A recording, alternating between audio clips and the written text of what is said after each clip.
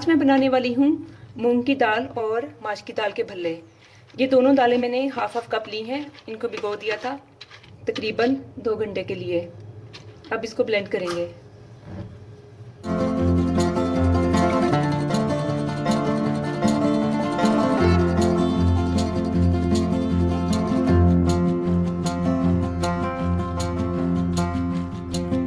अब मैं इसमें शामिल करूँगी 1 टीस्पून जीरा।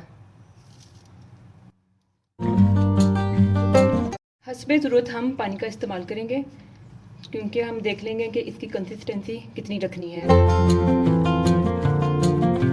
अभी मैं थोड़ा पानी शामिल करूँगी।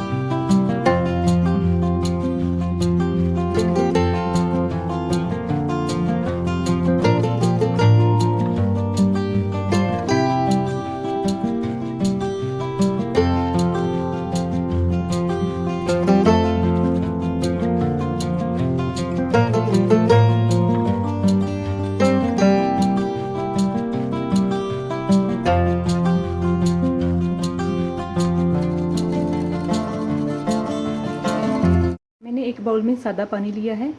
ये गर्म पानी नहीं है, आम नॉर्मल पानी है। अब इसमें इन भल्लों को कढ़ाई से निकालते ही इसमें डिप कर देंगे। अब इन भल्लों को 10-15 मिनट के बाद पानी से निकालूंगी। इस तरह मैं यूँ अपनी हथेली पे रखूँगी और प्रेस करूँगी।